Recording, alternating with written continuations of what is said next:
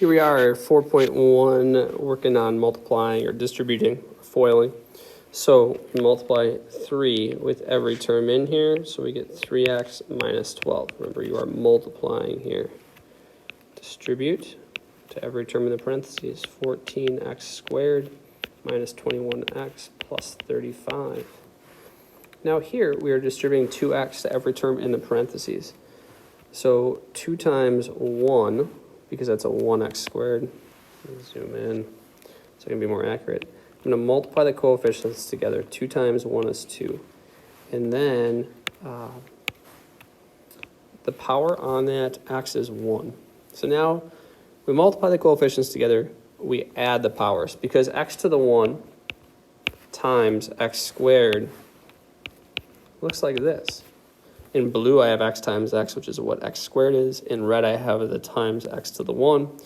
So what is x times x times x? It's x to the third. So we add the powers together. It's x to the third. Multiply 2x times negative 5x, so you get negative 10. And then again, you have x to the 1 times x to the 1. Add the powers, you get x to the 2. Last but not least, 2x times 10 is positive 20x. There we are for that row. Rolling along to, number 4. For number 4, this is where we do something called foiling or mass distribution. So we need to take this x and distribute it to everything in the other parentheses. So those are the 2 multiplications I have to do with that initial x. X times x is x squared. X times 3 is 3x. So we're done distributing the x into the other parentheses. Now we distribute the 1 into the other parentheses. So 1 times x is 1x, and 1 times 3 is 3. Often you will have, let me fix this x squared. That looks really bad. Still looks really bad. Oftentimes when you do this, you'll have some like terms. And if you have like terms, you should combine them to simplify this fully. Now to be a like term, they have to have the same variable and the same power. So it's x to the 1 and x to the 1. That becomes 4x to the 1, or 4x. When combining like terms, when adding, you just add the coefficients together. And you leave that ending alone. There is our final answer. Number 5, distribute the 2x to the 4x and the 3. So you get 8x squared and 6x. Next, distribute the negative 7, because that is a negative 7, into the 4x and the 3. So you get negative 28x and negative 21. Then combine like terms, you get negative 22x. And you get 8x squared and negative 21.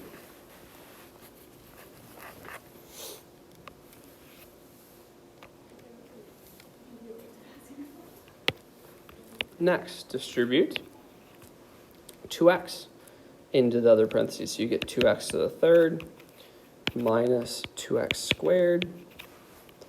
Now move along to the 5. So you get positive 5x squared and negative 5x. Combine like terms. See the x squared. So those are like terms. So you get positive 3x squared. Positive 3x squared is what I said. Positive 3x squared. Drop down your other terms. The 3x squared is positive, so you put a plus sign in front of it. There we are. Number 7. Remember, 5 squared, folks, means 5 times 5. Squaring means taking the base and multiplying by itself. So now my base is x plus 5, so I'm going to take that and multiply it by itself. So now this looks like the problems that you were doing in the top row. You're taking this x and multiplying it with the x and the 5. So you get x squared and positive 5x. And you take this 5 and you multiply it by the x and the 5. Combine like terms. There we are, final answer. Number 8, same idea. I have this base and I'm squaring it or multiplying it by itself.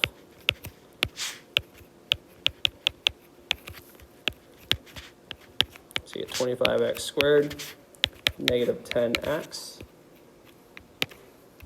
negative 10x, positive 4, because negative 2 times negative 2 is positive 4. And then when you combine like terms, you end up with that. There it is. All right, number 9. I'm gonna do this the box method. So these two terms are gonna go there and there. So I'm gonna have 2x and negative 1. And then these three terms are gonna go here. Makes like a Punnett square. So you get x squared, 3x, negative 7. Now in each box, you multiply the base by the height. Base by the height, length times the width, or whatever. In this box right here, I'm taking 2x times x squared. It's really the same as this multiplication right here, but when you're doing a large polynomial times a large polynomial, I think this helps organize things. So you get 2x to the third. If you want to write that down here instead, if you just want to like boom, boom, boom, 6x squared, negative 14x, you can do that. You're going to have 3 more to go, 3 more things, and then you combine like terms. But again, here in the next box, I'm taking 3x times 2x, which is 6x squared, and then negative 7 times 2x, which is negative 14x. And now we distribute the negative 1 through. Or take negative 1 times x squared, which is negative x squared, negative 3x, positive 7. And now make sure we combine like terms. So look for the highest power first, though. So the highest power is right here. It's 2x to the third. Power means degree. So 3 is the highest degree or power, so that term goes first.